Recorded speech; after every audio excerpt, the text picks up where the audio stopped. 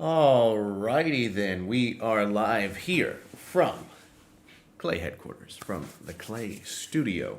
Thanks for joining us, everybody. Appreciate you being here this morning, and as always, appreciate your time. Appreciate you and all that you do, and being a reader of the Spark, and being a listener of our podcasts.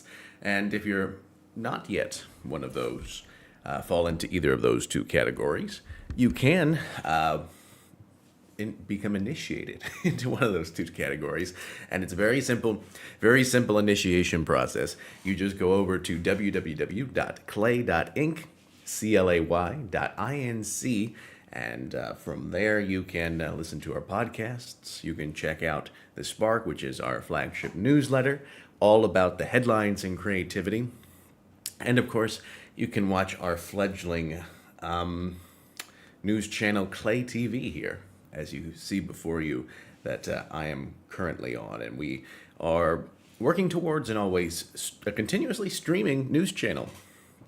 And, I've talked a little bit in the past about ideas about working to build this into something that we kickstart or we Patreon, things like that. And I'm still looking into options on those because I want to make this into really a CNN of creativity, a Bloomberg for creative professionals, something that delivers you the data, the information, all that you need to know about what the basically navigating this world in terms of being a creative professional, being somebody out there with skills to iron out, to sharpen. And so we also want to tell those stories of the creative process. Something I very much think would be a wonderful thing would be to both myself and any others that we are able to assemble into a team one day when I'm able to take this full time, is to begin to report and tell stories and go about and record different stories with people from all over about just the many interesting processes and things going on in this world that may not make it onto the other types of news services. And so it's kind of like right now what we function in is a lot of sort of meta media. We're delivering different news into a very particular channel, and that is with a creative focus, with an innovative focus. And so those sorts of things are all kind of channeled together. And I think that there's a great option that from there you build up and do much more original reporting, things like that. And in the YouTube age, I think there's just so many things that you can do with that too, especially when you look around. Chloe, or is it Cleo Abram? I think it's Cleo Abram. She used to be a Vox reporter, and now she does technology reporting. Wonderful material that she does there. And I think that people like her are a great model for building those sorts of independent news outlets, things like that are just a great way to communicate with people these days. And YouTube, of course, is where it's at, as we all know. And so building up from there, it's a wonderful thing. And so we are always looking to those sorts of things, to the future, to those opportunities, all the things that can be done and will be done in time. And so we're looking at that as well. And so, yeah, thanks for joining me, everybody. Appreciate you all being here with me this morning. Without further ado, I think we'll just jump right into the headlines. Tony Bennett passing away has been our major story today. And that is, really centered on a legend of music. And, one of the things that was highlighted in different obits that I was reading, of course, is just that he is a part of this long tradition of the Great American Songbook, this codification, canonization of American music in the early to mid 20th century. It's a great cultural milestone, a landmark. And, Tony Bennett embodied that all the way throughout his life, up to the end. Just a couple of years ago, he had really only then really come to the end of his career, performing with Lady Gaga and really in being involved in the scene, even after the scene had so drastically changed, the world was drastically changing, and he was still involved with it. And as this revered figure, he was still a participant, still an active, creative contributor. And so that's an amazing thing. It's an amazing thing to see how somebody from across generations can be involved, helping to, just really put it all together.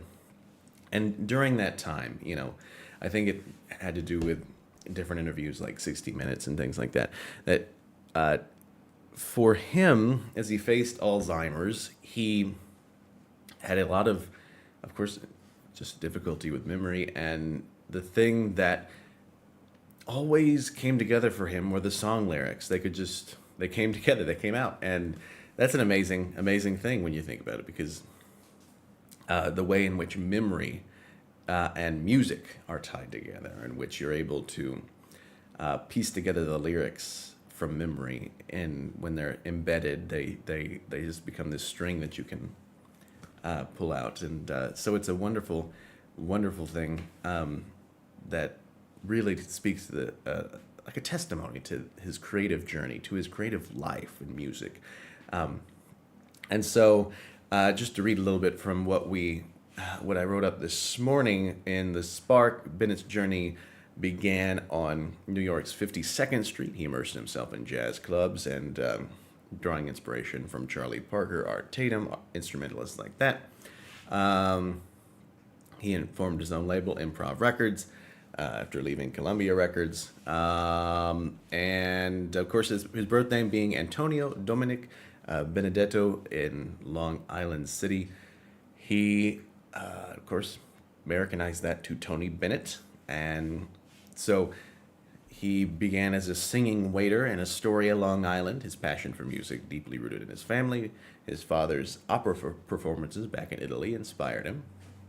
And so, having studied opera under the GI Bill, Bennett found his distinctive voice emulating the phrasing of instrumentalists. So he's emulating what people do with an instrument with his own voice, and that's just that sort of cross inspiration, cross pollination of ideas, of techniques is always a fascinating thing.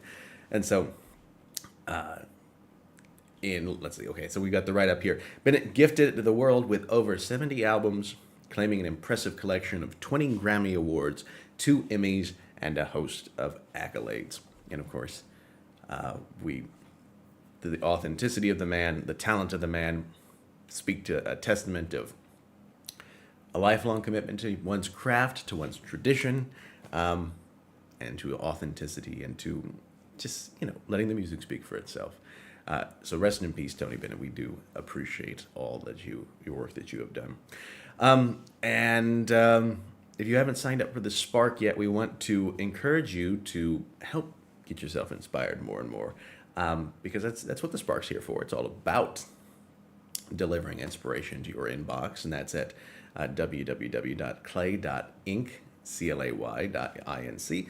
And of course, we have recently announced that we are doing something new, and I myself will be on these calls with you, so if you should choose to take this mission, and that is the mission of creative coaching, because I want to basically get into the weeds of it, get into the pieces and parts of it, and to coach and to really help people get on the cutting edge of creativity, because there are just the body of scientific work, the body of research into creativity has ballooned, and it's a fascinating look into how we can hone our own potential in this area, and I want to help deliver that. So go to clay.inc and you'll be able to find more there about how to take advantage of our coaching services and a free consultation about how to get you on that creative edge.